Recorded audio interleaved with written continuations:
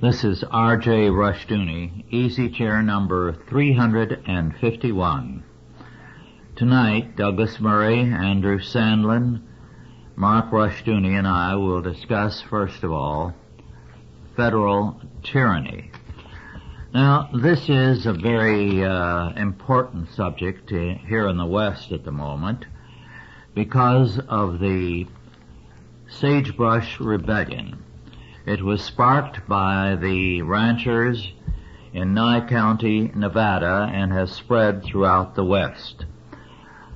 Tonight's television news said that the federal government was going to move against the Nye County Board of Supervisors. The Nye County Board of Supervisors declared the county owned all the public lands within the county. Now, the background to this is that the U.S. Constitution specifically states that the federal government can own no land within any of the states except post offices and military bases. This means that whenever any territory became a state, the state took over the ownership of all the public lands. Very, very early, the Supreme Court quietly overturned that provision of the Constitution, so that the drift to centralism has been one of long standing. The whole of the Sagebrush Rebellion has been discussed in various periodicals. National Review, in its October 9th, 1995 number, had an article on law and disorder. The tension in Nye County is such that uniformed agents of the U.S. Forest Service and the Bureau of Land Management have been refused services in stores and restaurants in Nye County. It's a large county geographically, but it does not have much population. Tonopah, which is a very small city, or maybe a somewhat oversized town, has a good deal, maybe half or more of the population. Now, this crisis is one that has been building up for a long, long time. Back under Franklin Delano Roosevelt, the sheepmen began to be crowded out of their normal ranges. Let me say that the mountain and forest areas need grazing, and the cattle are the best in grazing them, because otherwise the grass mats down and becomes a thick cushion of dry vegetation, which is highly inflammable. Now, more than a few, in fact most of the forest fires in recent years have been very, very difficult to control because of that highly inflammable mass of dry grass. The cattle have for generations, since the West began, grazed in the national forests. They have eaten up the grass. They have destroyed the greasewood-type brush and made it possible for the young trees to grow better. They don't bother them because those trees taste like turpentine to them. Now, with these controls, many ranchers will be put out of business. Meat production in this country will be dramatically curtailed, and prices of beef in particular will rise, because historically a ranch has carried with it grazing rights to certain areas of the national forest. So we have a very, very real crisis here. The federal government is not budging an inch. It is treating the entire constitutional aspect as though it were nothing. The Forest Service and the Bureau of Land Management, of course, is acting as though the ranchers are out to destroy the West. Tonight on television, some of these officials were speaking about overgrazing and how it was going to do fearful damage. Well, the rancher is in the business of producing meat. And if there's not enough grazing, his cattle are not going to thrive in the national forests. So it's not a matter of overgrazing.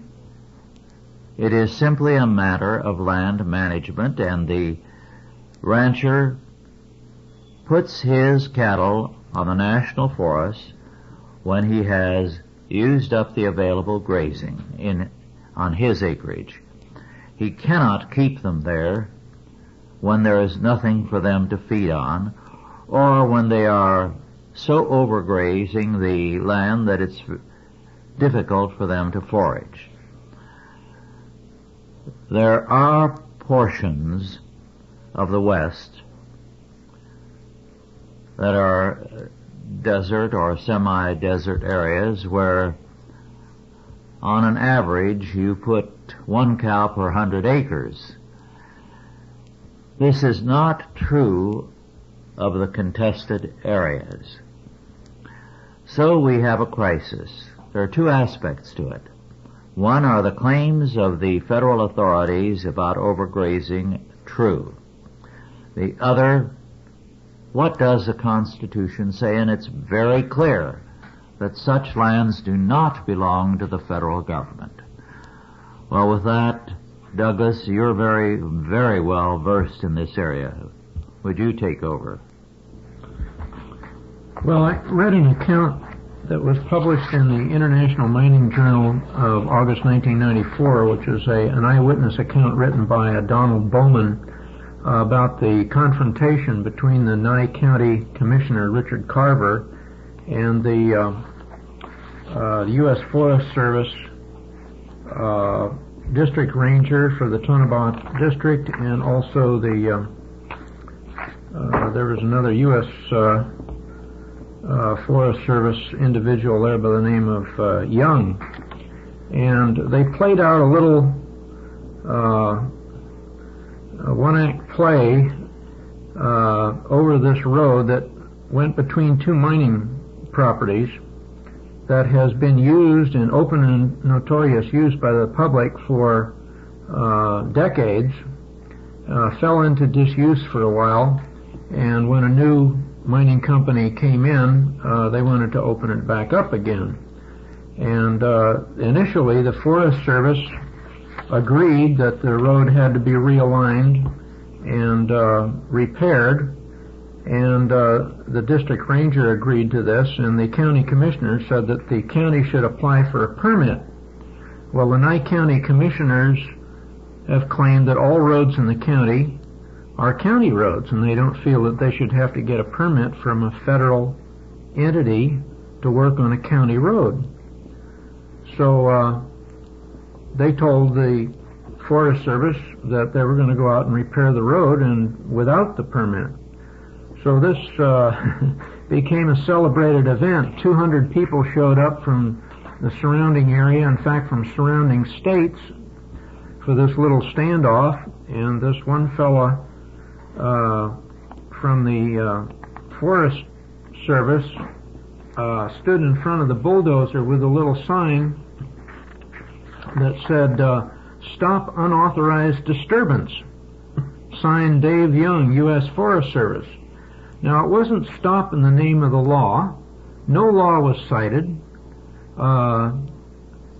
No section of federal statute was cited, because there was apparently nothing to cover the situation. They felt that their mere presence was enough to stop this reopening of this road.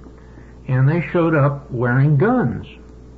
And they were asked by the county commissioner to remove their sidearms because nobody else there was carrying guns or anything else that would be of a threat to anyone. They felt that the government personnel wearing firearms was a provocative act. But I remember 20 to 25 years ago when all of this came into being. I remember the chief ranger for Yosemite National Park quit his job.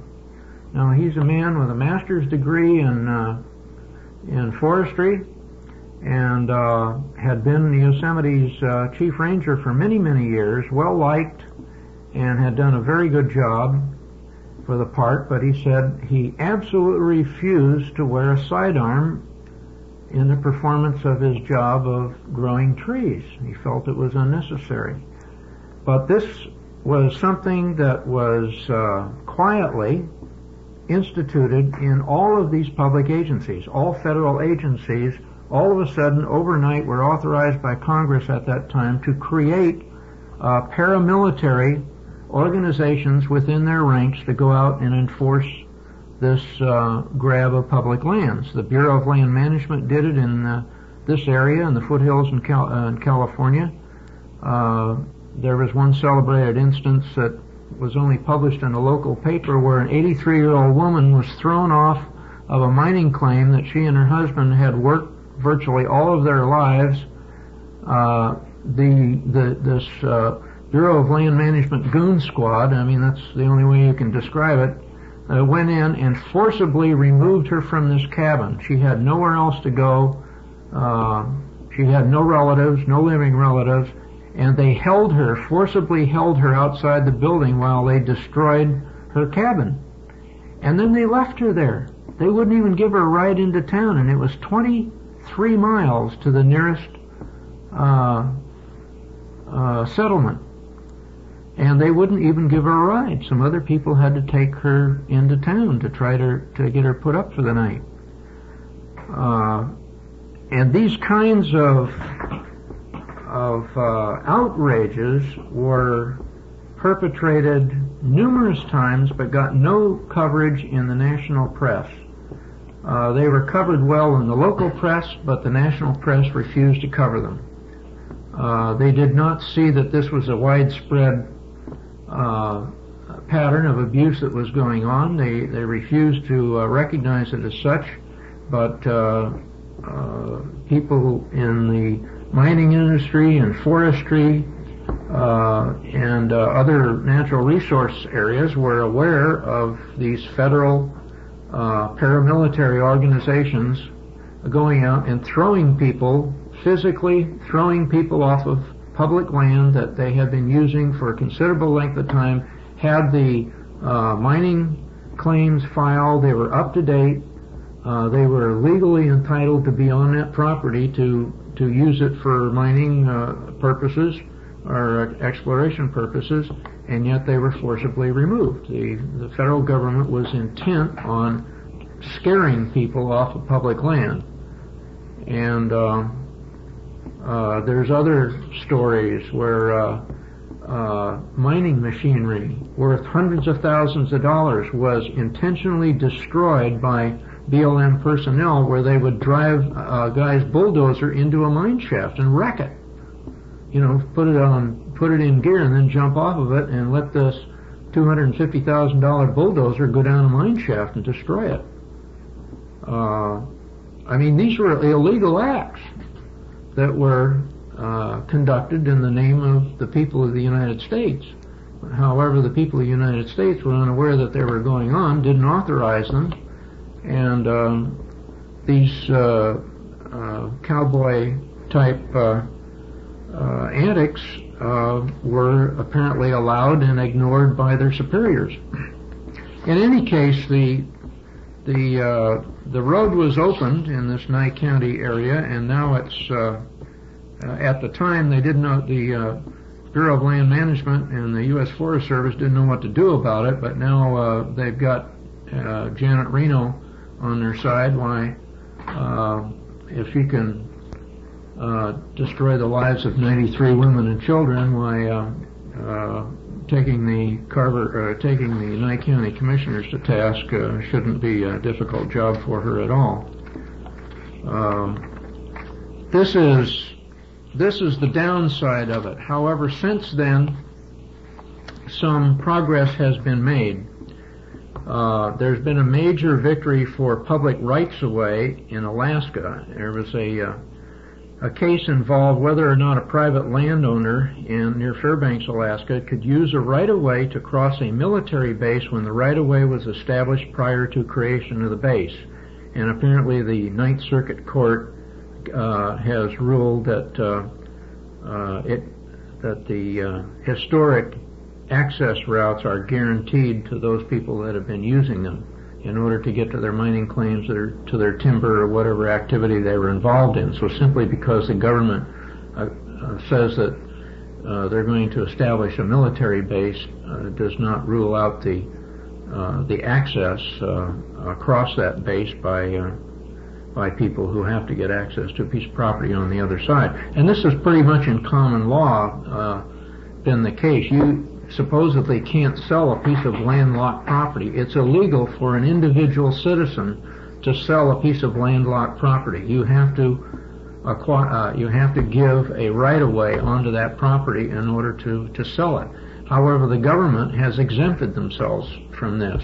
If you have a piece of property, a mining claim, or even a patented mining claim that you don't have, that there's no road into it, the government will not give you access. So they are requiring something of individuals that they exempt themselves from. This kind of double standard has become the rule in dealing with public property and with people involved in resource development. The other thing is that Congress, the new Congress, in about mid-1994, a couple of representatives, one Democrat and one Republican, started support of legislation to protect the rights of private property owners, and the bill was known as the Private Property Owners Bill of Rights, and just basically it seeks to establish statutorily the right that requires notice and written consent for entry onto private property by any government entity. Also, review and challenge of information gained from access to private property. Also, the right to know when property is affected by the acts. I mean, a lot of people go out and buy a piece of property in good faith, and they don't know whether they're going to be able to use it for what they want to use it for. You know, like the farmers who bought the property and were trying to get rid of the mosquitoes and wound up in jail. Even after they had gotten all of the permits and so forth to put in ponds and so forth, and the father and the son both wound up in jail, in prison. Speeding hearings for appeals and compensations for takings of private property. Now, this compensations for takings of private property is something that keeps coming back like a song. I mean, the Supreme Court ruled on this in 1968 that any governmental entity that takes property for public use has to pay you for it at a fair market value. But yet the government keeps forgetting that these laws are passed in its dealings through regulatory agencies. And the regulatory agencies themselves are governed by people who are appointees. They're not elected officials. Bruce Babbitt is not an elected official. He's the Secretary of the Interior. He's a cabinet secretary, and he's not elected by anybody. And yet he is issuing rulings regarding the use or non-use of public lands and access to private property without benefit of the courts or benefit of anything other than ruling by decree. So, you know, when cabinet level people are ruling by decree, things are out of control. But the people were stunned by this because, you know, generations of people have gotten used to being able to graze cattle on national forest lands, and mining exploration companies have, going through the proper channels, getting the permits and so forth, have been used to for years. These were heretofore formalities. Simply the government wanted to know who was doing what on public land, which is perfectly reasonable. But when they use these procedures to thwart the use of public lands, then it's a different ballgame. And that's what we have these agencies doing. But the people at the grassroots are beginning to organize. They're getting smarter. I know of one group, the Gold Country Miners up on the American River. They've gone up against the California Fish and Game, and they had one Fish and Game guy up there who was writing rules arbitrarily, and they threatened to sue him for selective enforcement, because he'd come along with one year with one set of rules, and then the next year he'd rewrite the rules. And the next year want to rewrite the rules again before the rules had a chance to work, without benefit of any scientific justification or any documentation. Here again, ruling by decree. Here's a guy who's making probably $35,000 a year, who is taking unto himself the power of a Supreme Court judge, a Supreme Tribunal. He's usurping the powers of the legislative branch. Clearly in violation of the state constitution and in violation of the federal constitution. But you've got generations of people who are uneducated. They don't know what's in the Constitution, and they could care less. That's right. Their bosses don't care. They have a job to do. They're being told what is the political marching order of the day, and they simply ignore the Constitution. And it's up to the people to remind these people what's in the Constitution, and to firmly but non-violently, either through the use of the courts, through suing them personally. Now, when they engage in selective enforcement, such as this Fish and Game, California Fish and Game individual did, he is no longer protected by the cloak of legal representation that's afforded by the State Attorney General's office. He's on his own. He's broken the law. When any government official violates their own rules, such as this individual did because he didn't go out to public hearings, he simply arbitrarily, overnight says as of a certain date, the rules are going to be changed. And it was found out that he was doing the bidding of a radical environmentalist group called Friends of the River. And they want exclusive use of the rivers for rafters and kayakers. And the justification that the state of California took over the use of all waterways in California was that they would be multi-use, and it's written into the state constitution. They have to be multi-use. That means that if you have a river running through your property, the government, the state government, controls the use of it. However, they have to guarantee that it is open to all for fishing or hiking or boating or recreational mining, all kinds of uses. Because once they attempt to exclude one activity, then they have to exclude all of them. And that's the basis that the California Fish and Game people were taken to task on. And the Deputy Attorney General from the State Attorney General's office apologized profusely when a lawsuit was threatened against this Fish and Game individual, and a letter writing campaign ensued, and that individual no longer has that job. He's been transferred to some distant duty in Barstow. He's no longer sitting in the seat of power in Sacramento. So, and this was done by 375 people who simply made a concerted effort to point out to government officials above him that he was violating the law, and they were personally subject to civil suit. So people are going to have to do this on a more widespread basis.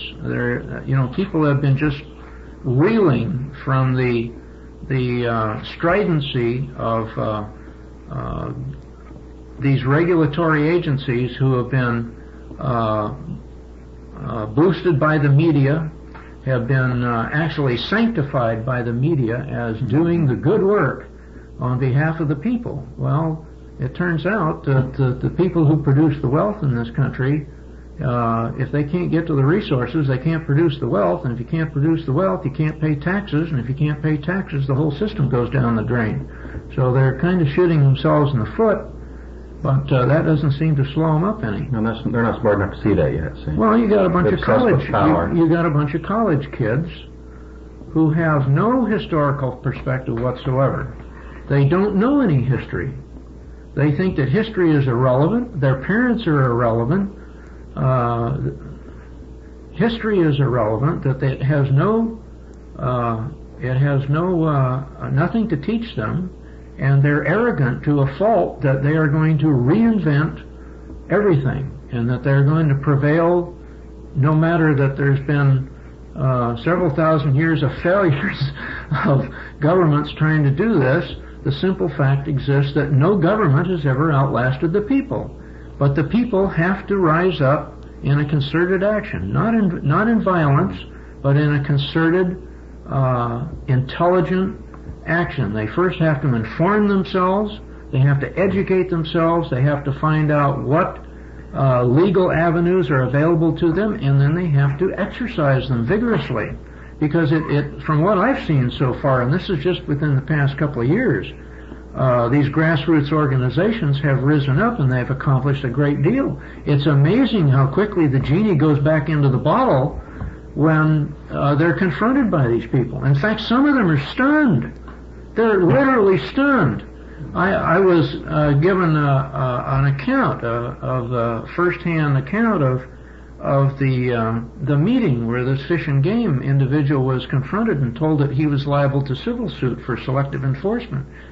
And he was stunned. His jaw dropped open, and his head went down in his arms, and he was just amazed that there was going to be any countervailing force. They've been so used to getting what they want for so long that they think that it's going to go on forever. So people are going to have to understand they're going to have to get involved in the process, even if it's simply to the extent of writing letters and thoughtfully and expressing their views.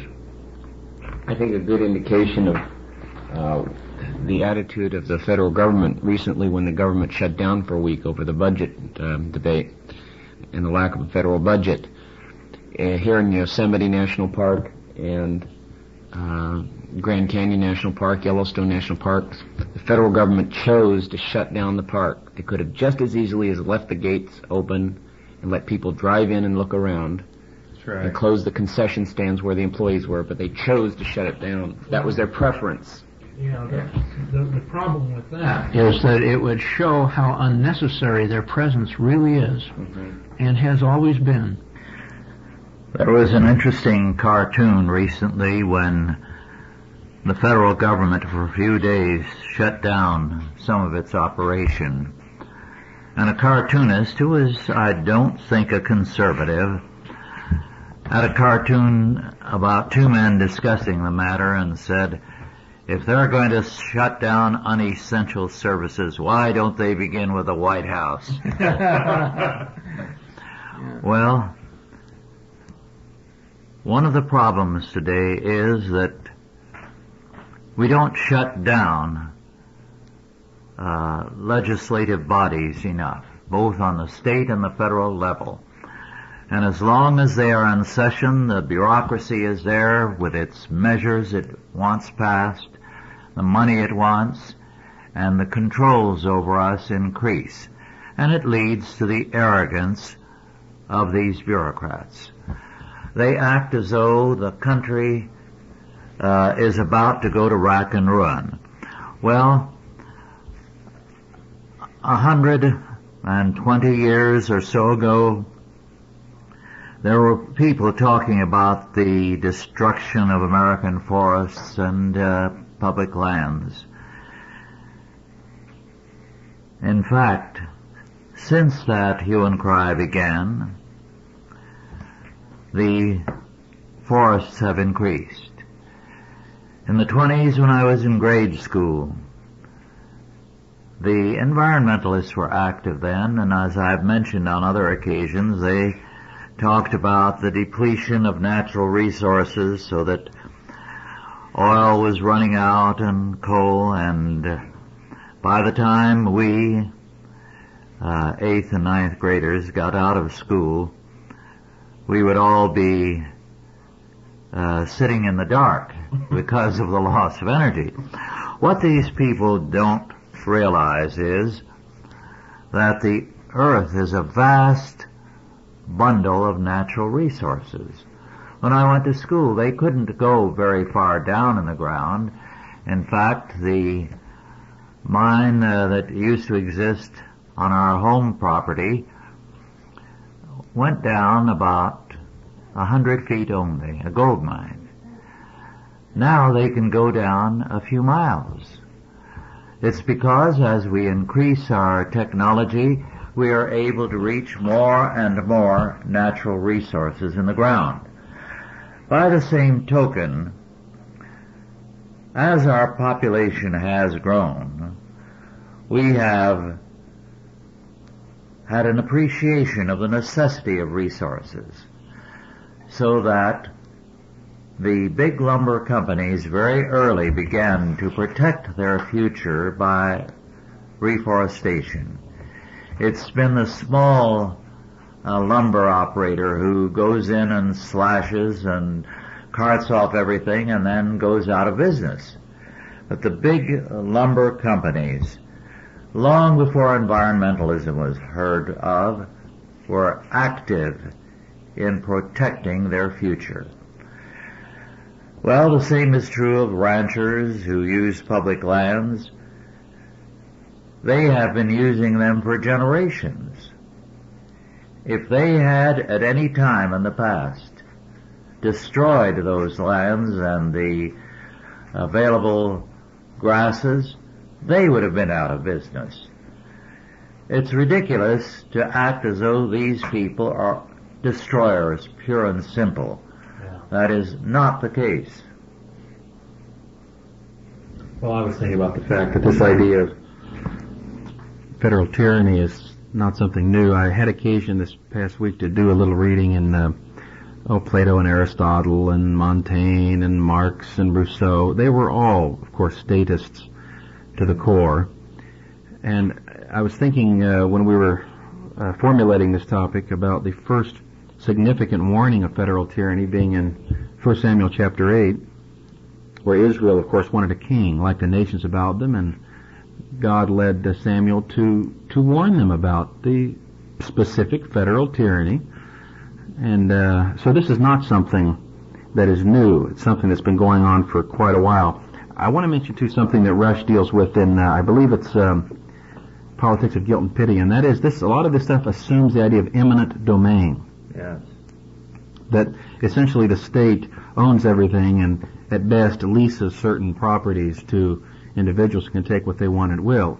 He points out there that this includes the idea, entails the idea of sovereignty, and it's a religious idea. So what we're talking about here, what Douglas has just so eloquently described in the last half hour, is really a rival religion. These people are dedicated to a different faith, and they are just as zealous in their faith as the most zealous Christian is.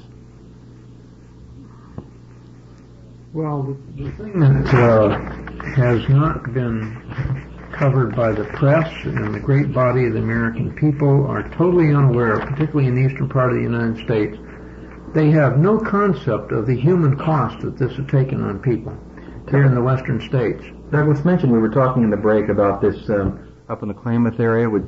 Tell us about that situation. Well, I went up there last year, and there's a little town called Happy Camp on the Klamath River, about 35 miles west of the main artery, north and south artery, I-5, just south of the Oregon-California border. And the only industry in that town was the mill. Now, there had been mining activity around the hills there previously, but most of that had gone. There was a small amount of small-scale dredging in the river, but that's pretty much dried up or become recreational in nature and not commercial. So the only employer in that town that's been there for probably 100 years was this mill.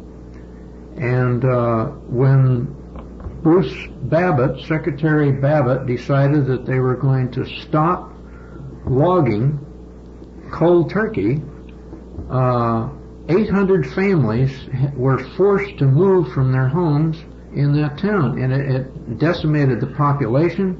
It closed churches. It tore families apart. It caused enormous dislocation in people's lives, enormous loss to them, because their homes, obviously, with so many people moving out, how much can you sell a house for in that kind of a market? You can't get anything for it. It's like Texas when the oil patch was shut down there. You can't get anything for the house, and people just have to move away and lose their equity. So people that had worked and saved and sacrificed for years to try to build a home for their families lost it all in the wink of an eye, and the press totally ignored this. The government didn't provide any compensation, and the people in the environmental movement couldn't care less. Yeah. I mean, you talk about cold-blooded attitude toward other human beings. These people are the most ruthless, cold-blooded individuals that I've seen. They have no concept of the human cost, and they just don't care. In that town, I talked to some of the people in local law enforcement down there, and they said that they were appalled by the amount and intensity of the spousal abuse and the child abuse and the drunkenness and all of the problems that arose out of the frustration, the sheer frustration of men who were trained to do one thing, and that's work in this mill, and suddenly their livelihood was taken from them overnight. And the mill is virtually shut down now. And that town is decimated. You can roll a bowling ball down the main street and not hit anybody at high noon. And it's that same story is repeated town after town after town after town through the Sierras in California, and the logging industry is totally shut down in Oregon. Well, these socialist elitists are hypocrites because they claim to be concerned about people, and that's just not true. They want to spin political utopias out of their own mind, and they don't care who they hurt. I mean, all they care is there's this rational plan they have in their mind, and everybody has to fit into that rational plan, and if they don't, and it's in the Soviet Union, throw them in the gulag, and if it's in America, do just what you were describing. The important thing is not people, the important thing is their rationalism. Well, we have a new gulag in the United States. It's called the minimum wage jobs. And, it's been variously called by Ross Perot hamburger flippers and so forth, but that is the new American gulag. Dead-end jobs, they're called. Is dead-end jobs, minimum wage, not enough to keep you alive, but too much to go on welfare. And I expect to see a book with that title, The New American Gulag, because you've got a rising number of people, even university graduates, who are forced to take temporary work through these temporary employment. They can't get full-time employment because the companies can't afford to pay or won't pay the medical coverage. And with the huge influx of illegal immigrants and immigrants into this country, many of them who have educations that they got by accident that are better than the kids in this country got on purpose, are able to do the jobs better. I went up to Seattle in July of this year and went to Microsoft and Zetron and some of the electronics companies up there. And I'll bet you at least 40% of their staff are Asians, because they're smart and they're aggressive, they're well-based in primary education, and they study all the time. They don't stop just because they quit school. They're studying all the time. They take advantage of any educational opportunity that comes along, either in the company, within the company, or at night school. And Americans have become too lazy to do that. And people are going to have to understand that they're going to be consigned to the American Gulag, which is the hamburger flipper jobs for the rest of their lives if they don't get out from behind the television set and retrain themselves. Well, Americans have never been very good about protecting their jobs in the century, and we're losing them. The environmentalists combined with the environmentalist bureaucrat coalition is convenient because the environmentalists want to control the environment, and it's a convenient way for government bureaucrats to step in and say that's a good idea because we'll be the ones doing the actual controlling. And they control the mountains, and so there's no mining, there's no logging.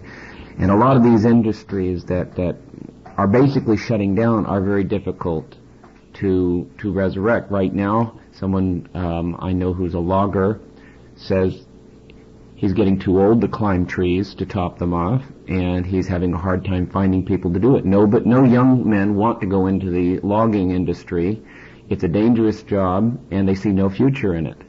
So what's the point of going into an industry that appears to be dying?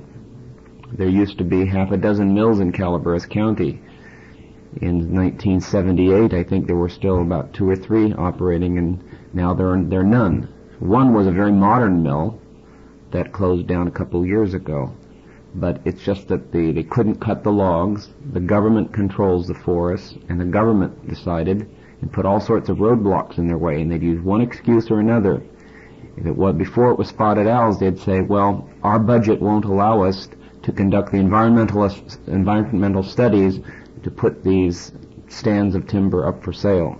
They'd use one rationale for another to basically say, reduce the amount of logging, reduce it.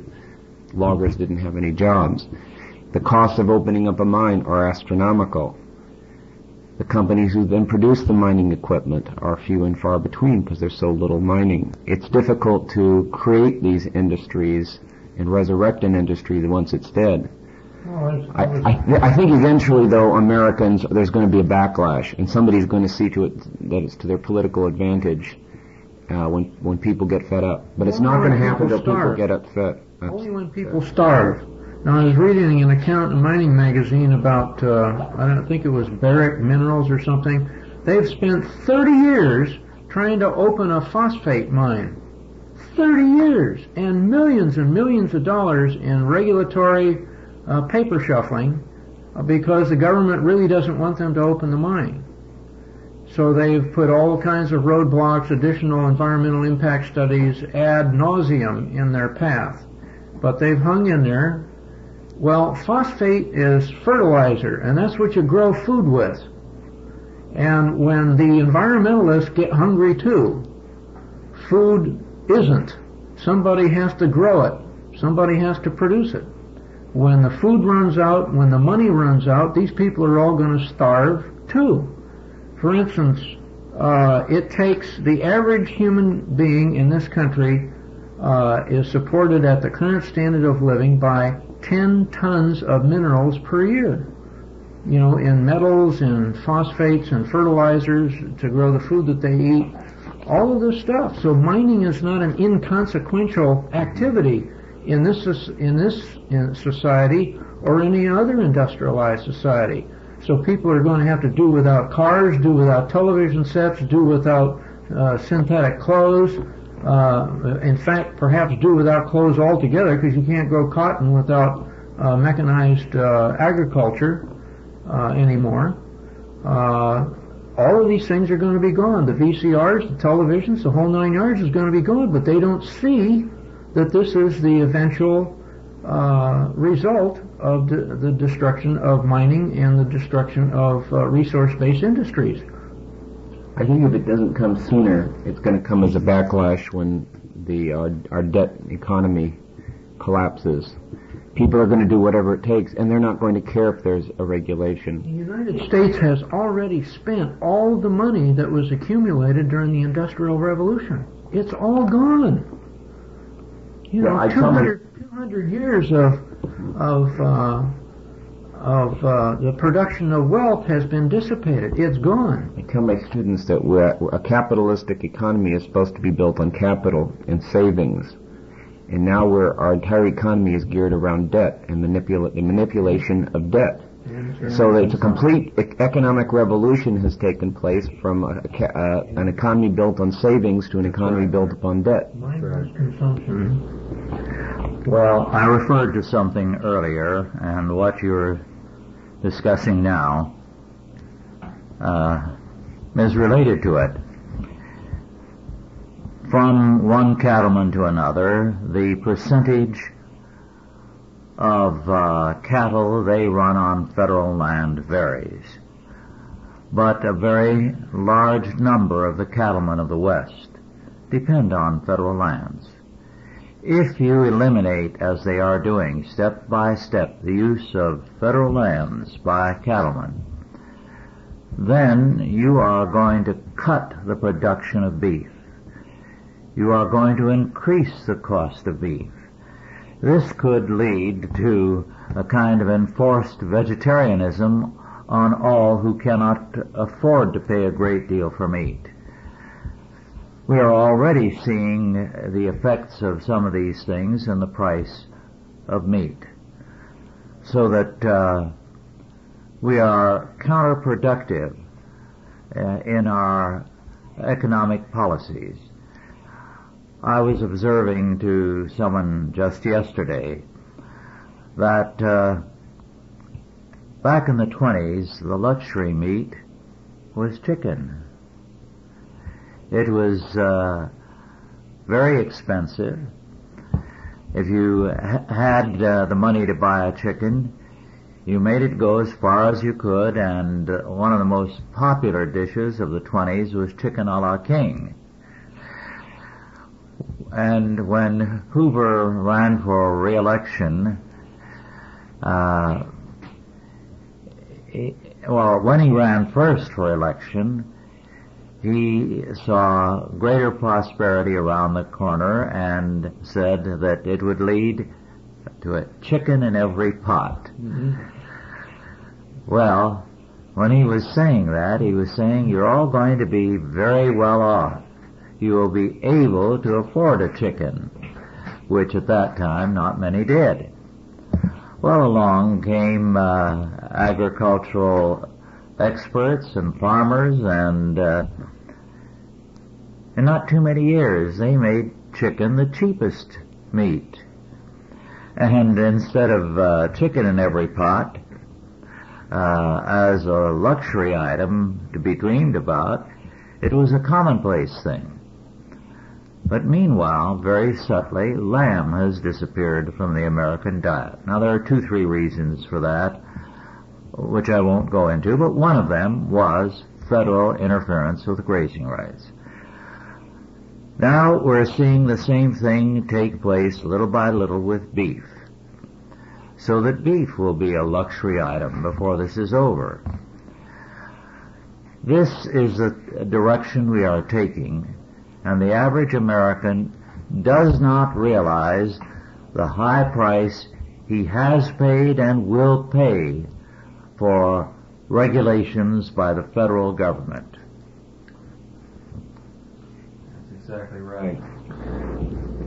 When people surrender their self-government, that's what it's specifically leading to. They don't want to govern themselves, and so they want to become slaves. And that's precisely what's happened. One of our problems, too, is that in my lifetime we've gone from being a rurally oriented to farm-oriented country to an urban country.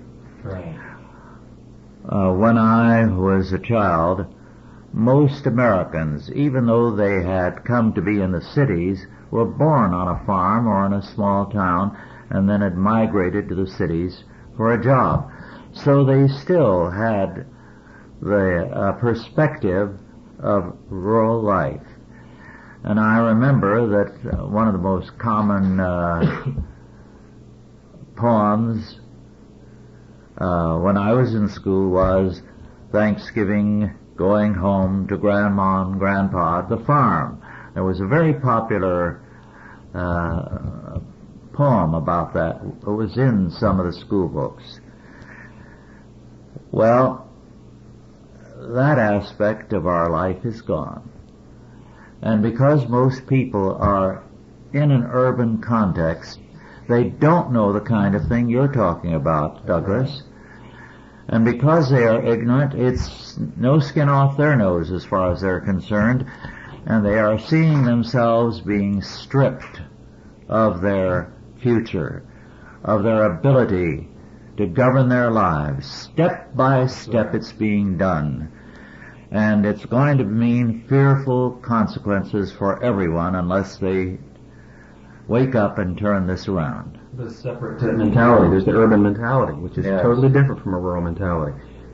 Concerned with separate rights. They're concerned with self-expression and rights of free speech. They're not concerned with property rights because, as you said, there's no skin off them. I wanted to mention very quickly that one of the chief assaults as far as the federal tyranny is concerned is in the area of education. I wanted to throw that in. Yes. Because the federal government, in alliance with state governments, have assaulted us, and it must be opposed. And of course, we at Chalcedon have been opposing it for 30 years. But we need to recall that, not forget that point also. Yeah, people who go to state schools all their life have an assumption that the government has to run this, government has to run that, or it won't be well run. They can't conceive that it could be another way. That's right. And the government, there's nothing that the government has ever done efficiently. Yeah, they're not offered alternatives. No. They're not told that there Didn't, are any And alternatives. didn't de Tocqueville say that was the greatest tyranny of all, the tyranny that leading people to believe that there can't be any other way? And that's precisely what Mark was describing. Mm-hmm. I mean, One of the things that has happened wherever the federal government has had a forest area for a long time is that it becomes a sterile environment. The trees grow big, tall, and shade the ground so that grass doesn't grow. Deer leave the national forest to go to adjacent private properties and private forests where there will be grazing. And the federal objective seems to be to create more and more sterile areas. Well, the deer around here aren't stupid. I mean, they travel all the way up from down from the high country at 5, 6, 7,000 feet. They walk all the way down to Linden, down to the orchards down there where they can get free apples. Yes. Well, our time is very nearly over. Do you have a final observation, Douglas? Well, cutting to the chase, I truly believe that all of these subterfuges that the environmentalist movement has used, such as the spotted owl and the Environmental Species Act and all of these other things, of finding a sort of a symbol or a poster child, if you will, to benefit their cause, that the general public can't possibly oppose. It's Smokey the Bear, it's the fuzzy little owl, it's this, that, and the other, and this is a Trojan horse for gaining total control over the population. And the population's got to wake up, and wake up quickly, and get involved in the process of opposing this, because it's the only way it's going to turn around. Otherwise, you wake up with a total tyranny, which we're very close to right now. So find a resource-based industry. They all have public relations groups that have information affecting their industry. Get free pamphlets. Find out what you can do in your community to assist these industries, because those industries provide your jobs and they provide the resources that gives you the lifestyle that you have come to be accustomed to. And if you want to live in a cave and cook over an open fire, just continue to ignore what's going on. I think it's important to point out that God commanded us to have dominion over the earth, Yes. not to lock it up in one giant nature preserve. That's right. And He didn't tell us to have dominion over it for the fun of having dominion so we can enjoy having power. We need to have dominion over it because it's what produces our food and everything else for our needs. It's a necessity for our existence and for our well-being. if man doesn't exercise dominion on the earth will exercise dominion over man, and that's precisely what's happening in the case of environmentalism. Well, Well, our time is up. Thank you all for listening, and God bless you.